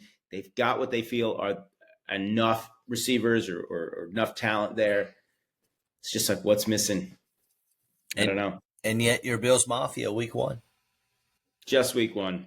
Okay. They get a chance in the playoffs. That's maybe I'll be less pessimistic this time.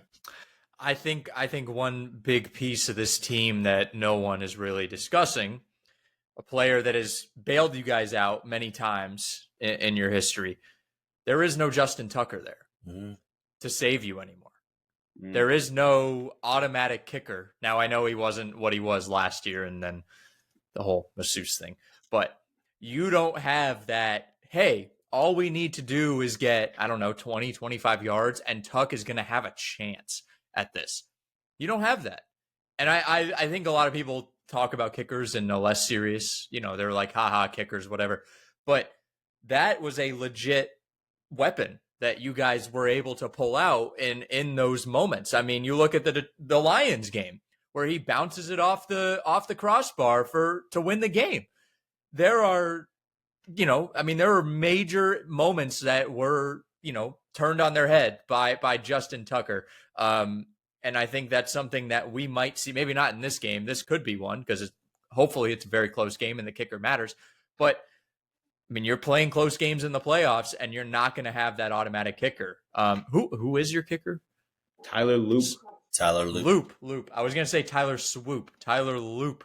I don't know. I'm really curious to see how things are going to change for the Ravens, because it feels like the Ravens are always very competitive, and you've had that Justin Tucker that you can lean on at the end of games, and you're not going to have that. Last time the Ravens ditched a kicker was Billy Cundiff, and they brought in Tucker, and they won the Super Bowl the first year. Maybe. I don't know. Maybe Loop's the new Tucker.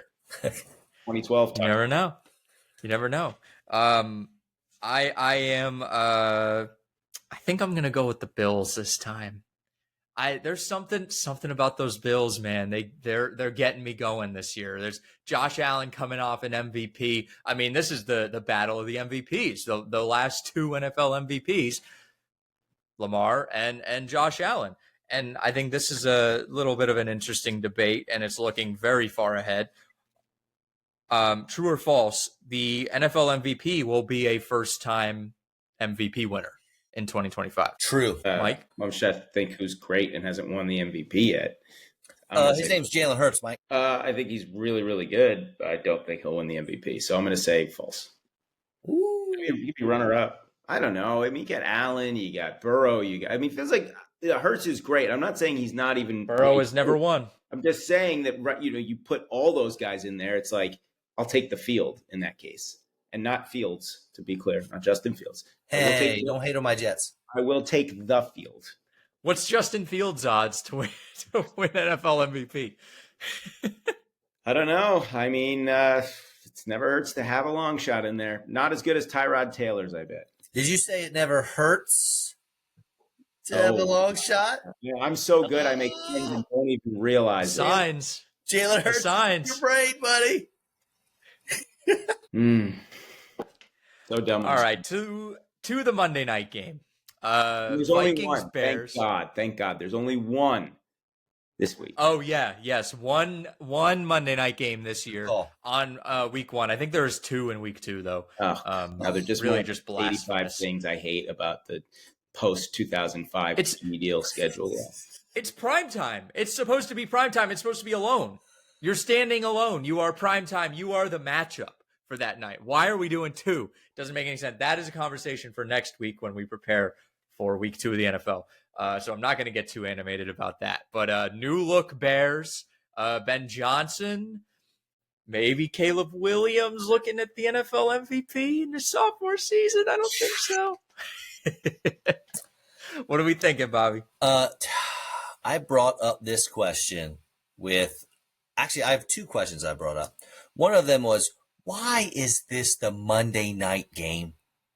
We have one quarterback who's never played a down in the NFL, and we have another quarterback who has absolutely faltered as a first overall pick. So, question number one, why did they choose this one to be the Monday night game? Question number two, what if J.J. McCarthy rolls in here and makes Caleb Williams look like a fool? That's my favorite question of the week.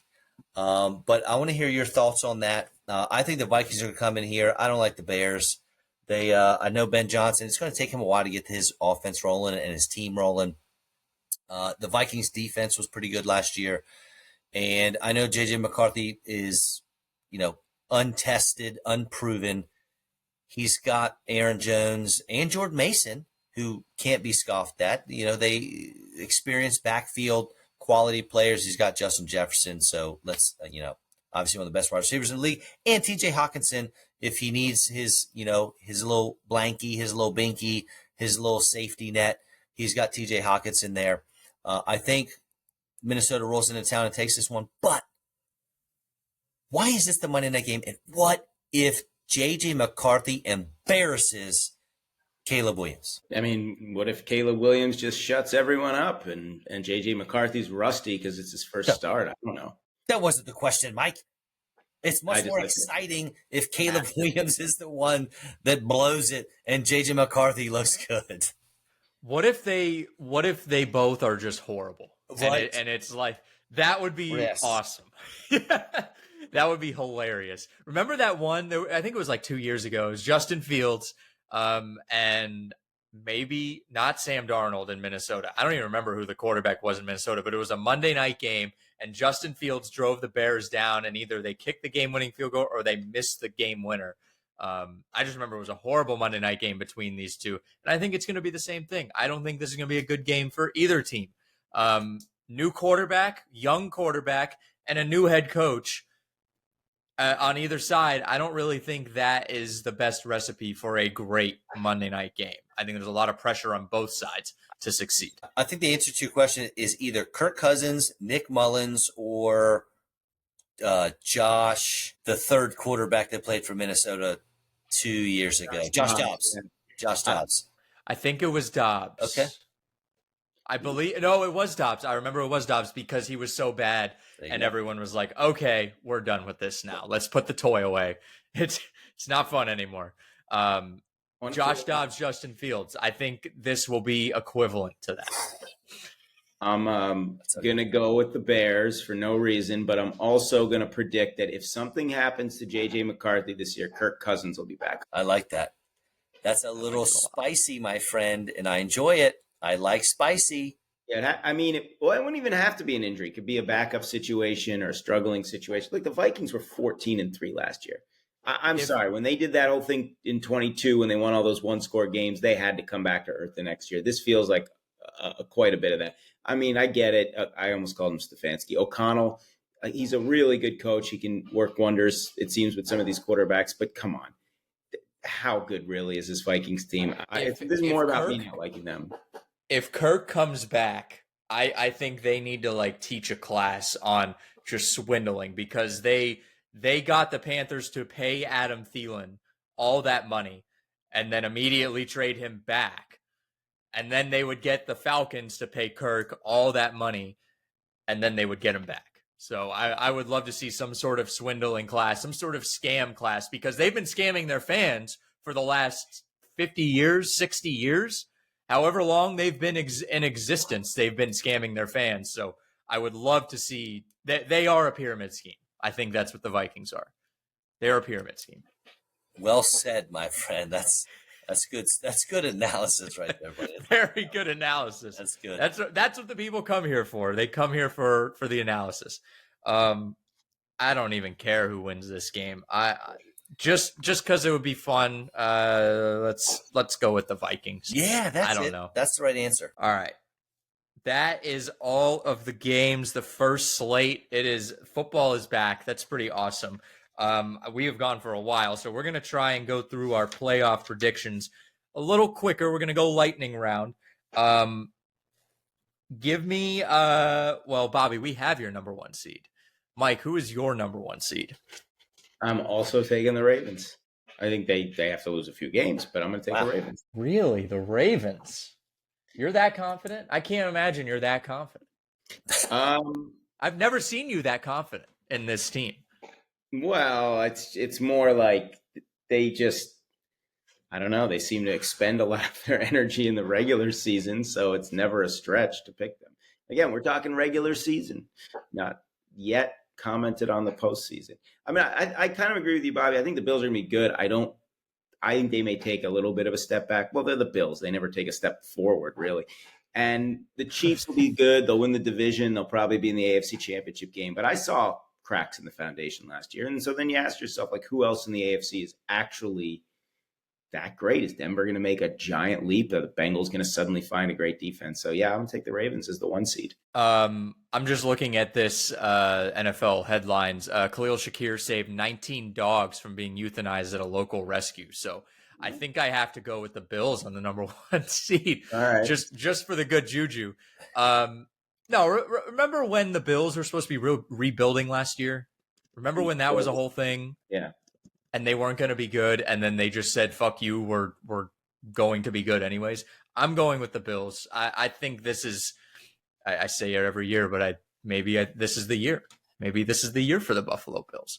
I think they dominate the regular season. I would love to see that from them, and just to be the contrarian to go against you guys with the Ravens. It's fair. If you say the Bills, it's the Bills' year, and you say it forever, eventually you'll be right. That's true. In 50 years, and someone's still saying it's the Bills' year, and they actually win, they're right.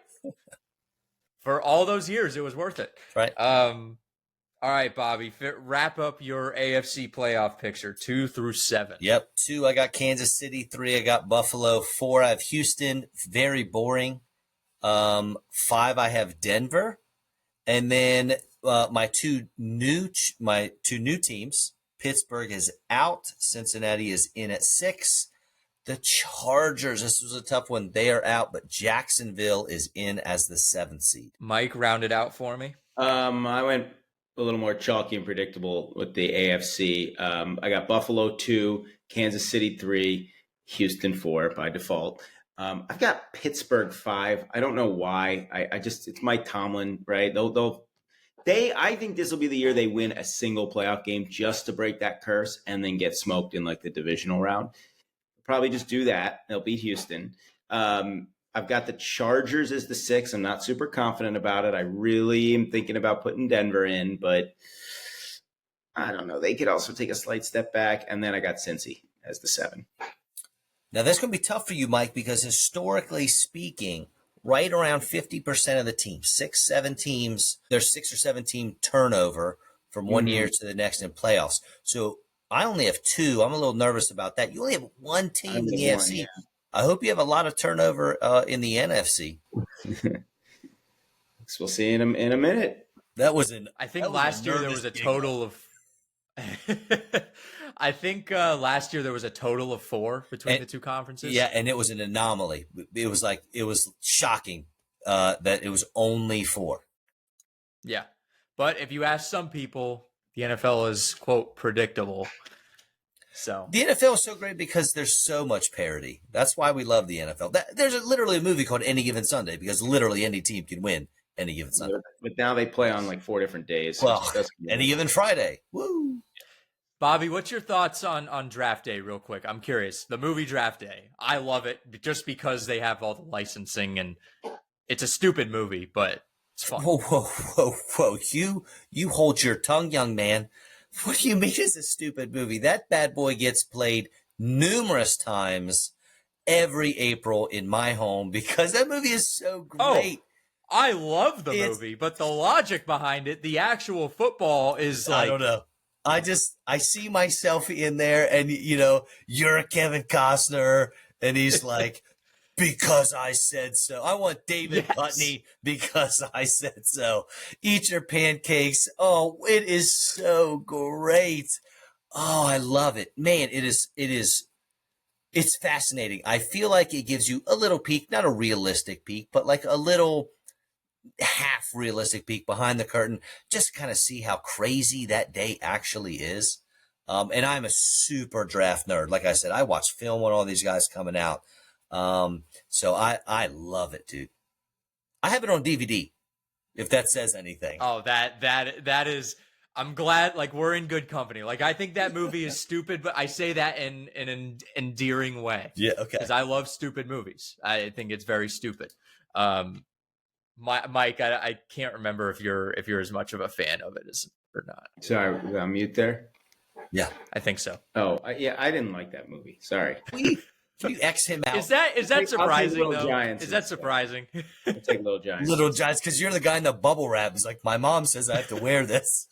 That's how I would play football if I did. Some of us didn't play college football, Bobby. Some of us went All to a right. school where their high school football team was undefeated since the school's inception because there was no team. Do you still have a poster of Icebox on your wall? Oh, Icebox. Oh, man. Ed O'Neill is fantastic. Gosh, O'Shea brothers, buddy, let's roll. Yeah. Right? All right. I got the Bills at number 1, like I said. I'm not getting fooled by the Kansas City Chiefs. I'm not doing it. I will be the last person to ever be fooled by the Kansas City Chiefs. I'm going Chiefs at 2, and I am picking this kind of blindly. I'm going into this somewhat unprepared. It's and I hate to go like the chalk one, but it's just like, how are the Ravens going to lose the North? I just can't see them losing the North, and especially, I mean, how do they finish behind Houston of all teams? So Baltimore, I mean, we just have like that same. We all have just the same teams, just a slightly different order. My top wild card, I'm going Denver. I said it earlier. I love this Denver team going into this season. I hate Sean Payton as a person, but as a coach, sadly, he has proved me wrong many times. And he has been, I mean, it's a Sean Payton-led team. They're going to at least be competent. And they added, I mean, Evan Ingram is a big piece to add for a young quarterback. And I really like the addition there.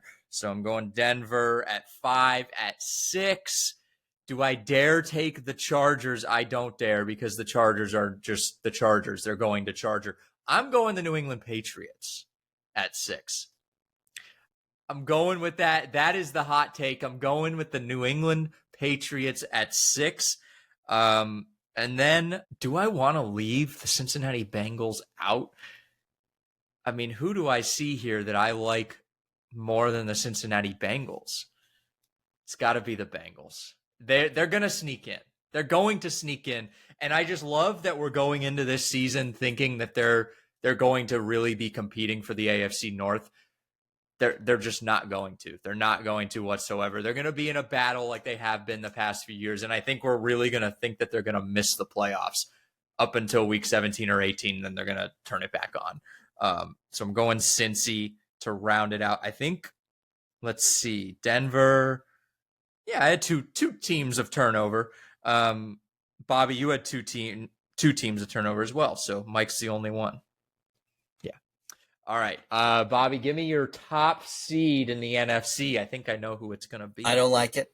I have to go with my Eagles. It's just difficult for me to see another team unseeding them, which means it's definitely going to happen. But Philly's my 1 seed. Green Bay is my 2 seed. That I needed just a little bit of a shove from Green Bay this offseason, and I got it with the Parsons trade. Arizona is my 3 seed. Wow. Yes. Rams. I'm sorry, not the Rams. The 9. No, hold on. I got Philly as my 1 NFC seed. South. I got Green Bay. There we go. I have Atlanta as my 4 seed. And then I have the San Francisco 49ers. And the Detroit Lions. You got one more. Philly, Green Bay, Arizona, Atlanta. Did I say the Rams? No. Sorry, my fault. Missed the Rams. Then we have San Francisco and Detroit. My apologies on the Rams. So I already talked about Atlanta's improved defense, because they're kind of like, how can you not have the Bucks win that division? I think that they're going to lean on Bijan. He has improved both years he's been in the NFL. And the Lions are that team. They're my Niners from last year. They're from my Rams a couple years ago after they played in the Super Bowl. After they won, I picked them to miss the playoffs as well. They're my team that I want to kick out, but I just can't kick the Lions out because I don't have anyone to take their place. I think they lost 7 coaches. It's so hard to come back from that. But the talent they have on both sides of the ball with Aiden Hutchinson, I just can't get them out of the playoffs. But I did want to toss that out there because I know, you talked about the Niners pick. I want it to be the Lions. Personally, I don't want it to be the Lions. I love the Lions. But that's my pick if I had to do an upset pick. I'm not going to do it. But we were very close. All righty. Michael? I'm staying still with mostly playoff teams from last year. I know it's dangerous. I'm going Philly with the 1. Hard to see it. I'm going with the Rams, too. I don't know why I'm so high on them. But just think, I don't know. Sean McVay, they find a way. 3, I'm going to go Green Bay. I thought Green Bay even before the Parsons deal. I like them now. Still don't know how much I trust Jordan Love in the postseason, though. Anyway, I got Atlanta winning the South. I think they knocked the Bucs off the perch. And I think that the South will be mediocre enough that only one team will make it from the South. And I'm taking Atlanta. I think the Niners bounce back. It's what they do off of seasons. I had them as a wild card as the 5 seed. I still have Commanders 6, Detroit 7. I agree. I think both teams step back, but it's not a massive step back. I think, look, again, 9 and 8, maybe 10 and 7, like you still have a shot to get in. Now we have 7 teams. It used to be 6, and we'd be a little more dicey to pick those teams. I know there'll be a surprise team. I know I'll eat my words on some of these. Will it be Minnesota? Will it be Carolina? I have Minnesota missing the playoffs. I have no problem picking against them every single year that they exist. They're just the NFC's Buffalo Bills, but not even as good. I don't know why I'm not high on the Cardinals. There's just I don't not picking the Cowboys or the Giants or the Saints. I think Carolina will be a little better, but yeah, I'm staying pretty chalky as far as last year. It's not going to work out for you. Probably not, no. But again, if enough of them do, and if the good ones come through, nobody's going to remember that I had Detroit 7 and Carolina got in and lost 48-10. Yeah. I'm going with more of the chalk picks as well. I like the seeding from last year: Philly, Green Bay, the Rams, which Green Bay didn't win the division last year. The Rams, and then the Bucs. I'm going Washington with that 5th seed again. I just don't think they can get over the hump with Philly, but I don't see that team missing the playoffs. They're going to start slow. They will start slow with all this drama in the offseason. And I said it, I think Terry McLaurin, like you doing this right before maybe the biggest season of your career, kind of shitty to the team. That really is just shitty. You know how much it means to the city and to the team, and you just do that. But I think it's going to be fine. I think in the end, they'll find a way in. Detroit, they're just too talented. And yeah, the coordinator changes, and it's obviously going to affect them, but it's just hard to look at that team. You look at Jahmyr Gibbs and David Montgomery, you look at Amon-Ra St. Brown, even Jared Goff, a reliable quarterback like him. How can you not put that team in January and really football in January? I don't think they're going to the Super Bowl. But my big one, and I'm excited about this, it's going to make you guys vomit in your mouth, going with the Giants at 7. Jackson Dart comes in, takes over for Russ. They make a late run. You see him at 7. I very well could see them getting absolutely blown out by Green Bay in the first round. But I would love to see this Giants team just sneak in there. That would be just so gross to listen to the New York media hype them up all offseason, and then they miss the playoffs in 26. But we're talking about 25, and I see it. I see the light for the Giants. I'm going 7. Listen, it happens every year. If 1 year ago, when we did this show, if you'd have been like, I see the Commanders, it's going to be them, everyone would have laughed you out of this place. Look, they're your Commanders this year. You know what I mean? I don't hate it. Mike, anything? I mean, I wouldn't be sure. There's going to be that one team. The Giants have been so awful lately. It's so hard to. But then again, the Commanders were. I know. But Daniels was Well, the Commanders had a couple playoff appearances though. Like they played Brady tough against the Bucks. But I mean, the 3 years prior, and I just think the difference is Daniels was a really special talent. I'm sure Jackson Dart has a chance to be good. I just don't know if they can make that leap. But yeah, it's not crazy to say they could be a wild card team. Maybe. I mean, there's 3 spots. The Giants have a ridiculous pass rush, and that's meaningful. If you want to play January football, you got to be big up front. That's right. I think I had like one more note, and then we're done. Kickers. True or false? We're gonna see a new kicking record set this year. Wait. Field goal kicking record. Fun fact. I'm a teacher. My teaching partner, her son was at the Jacksonville game where Cam Little? Is that his name? Cam Little. Hit that 70-yarder. So you know what? In her spirit and her family, let's go. I'm gonna say yes. Let's get a record. Yeah. Real. Yeah. Guys are robots now. I'm gonna say there's a 67-yard field goal. I mean, back in the day, we had a 65-yarder back in 02 in Denver for, it was Denver. I get it. But it was a 65-yarder when the record was still 63. So Matt Prater, right? No, well, Matt Prater was the regular season. It was a guy named Ola Kimron. Don't ask me why I know that. He didn't play in the NFL. He was from Germany. Every name this guy knows. Yeah. Well, back then, I mean, that was my jam. I was Bobby on steroids when it came to football in like 2001 through like 2005. But anyway, I think we'll see it. I think we'll see somebody just, surpass Justin Tucker. 2003. Maybe we'll see. What's that? 2003, Berlin, Germany. This guy got off his work shift, went to a football field, kicked a 68-yarder. Mike somehow happened to be walking by the park to see it live. I was there. Can I say that Kurt Warner, Jake Delhomme, they played in NFL Europe, produced some great players. We had Ryan Hogue on, Alex, and he played over there. We did. That was still a thing. Anyway. I think we might see 2. We see someone set it and then another one setting it again. I mean, think about all the with the added 5 yards on the touchback. They're going to be at the 35. Think about all the times right before half. There's a kickoff. It's kicked out of the back of the end zone. They put them at the 35. All you need is a first down, 15 yards. Take a shot. I think we could see it. I like bold predictions, man. It's and listen, like long field goals are so much fun. Make it 4 points if it's over 70 or over 65. Do the bonus like they do in the WNBA. They have the 4-point shot or whatever. I don't know. Is that for real? Do they? I think that's a real thing. I think there's like a circle on the court and they can shoot it from there.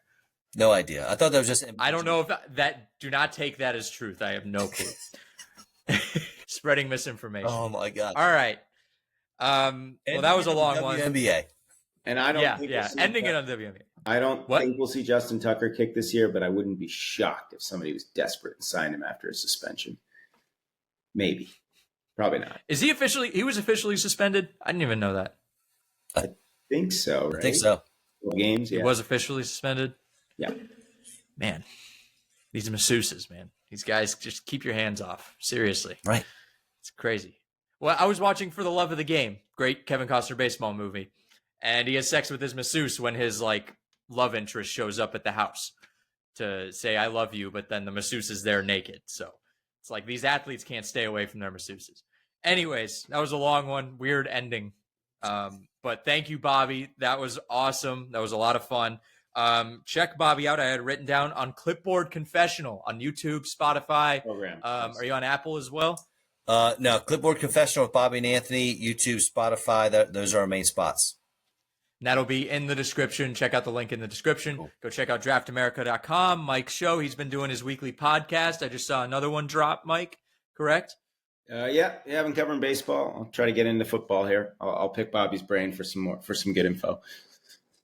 Awesome. Thanks, Phil. Check out Spring Hill Sports Cards. And again, thank you to Bobby. We hope to have you on more this season. I know we didn't have you on last season, but I think just the schedules didn't work out. But we will hopefully have you on more, maybe a little bit of a shorter episode next time. It's 2 hours. It's pretty long. But yeah. thank you again. And we will see you guys next week. Thank you.